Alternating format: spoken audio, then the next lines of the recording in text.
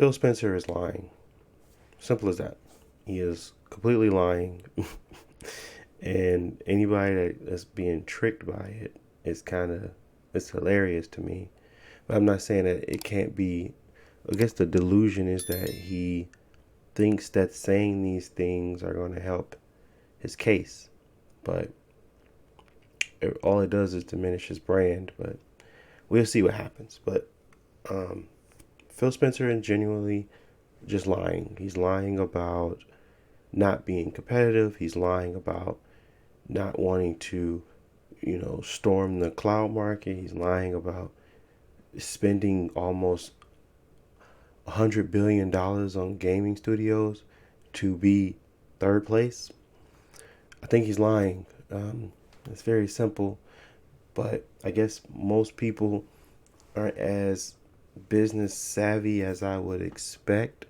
They don't understand that they're currently in the motions of trying to get multiple countries to allow their merger or acquisition of one of the larger publishers to go through.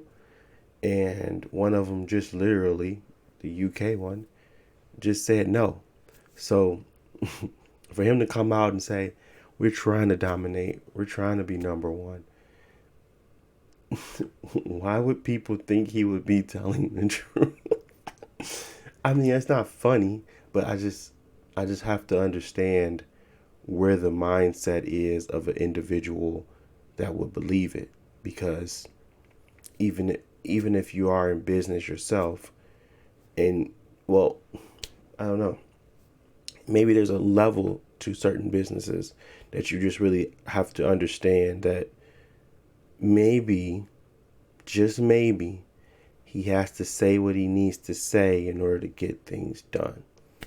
I'm not saying that they're going to make great games, because nobody can tell that, and they've been lying, or at least putting a wool over our eyes for a very long time. Maybe they don't want to put out decent games right now. I don't know what the case may be.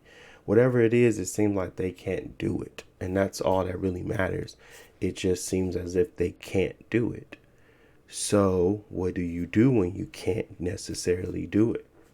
You make everyone play ball. I think the long play here is simple. We get big enough that you can't deny us. And once you can't deny us, we can kind of make terms. And what we want to make terms with is, hey, that Sony exclusive you used to get, you no longer can do that. This is our platform. If you want certain things to happen, you want certain things behind you, you want things to move in a certain way, we need that. That's the same thing Apple did. It is very much so become a monopoly so you can't really lose. I really don't see and it's fun that, they make these statements as if they're, they want everyone to be able to play, which is good. They want everybody to be able to play. They want to be in everybody's pockets. They want to be able to get the farthest reach. But once that is accomplished, there's a lot of things at play that, maybe we're just not privy to. But the reality of it is that Phill Spencer is a liar, because there is no way on God's green earth do you spend $90 billion to play third place. It's just not true. There's nothing in it for you. Why? But maybe I'm crazy. Maybe I'm the one that needs my head checked, but last time I checked, no one has ever done that to play second fiddle.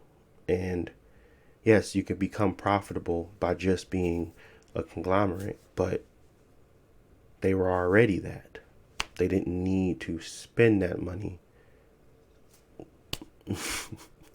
I don't know. I'm not trying to make it as super simple as this statement is, but that is the simple fact of it, is that no one spends that amount of money to try to be second or third place.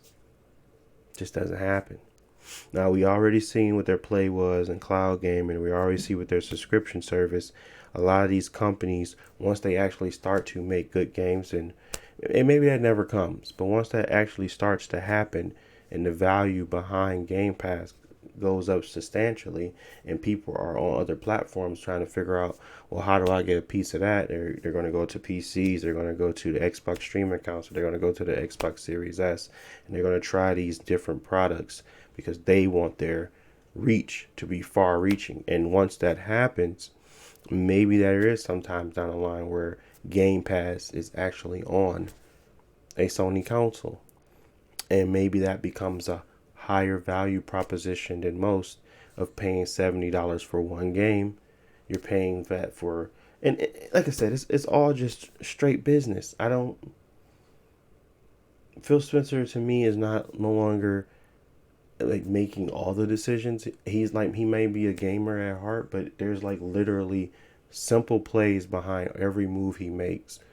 And the simple play is that become so big that these exclusives you used to do with Sony, these things you used to do with Sony, even Sony's first parties, things that they thought they never would have to do, they're coming to me. They're coming over.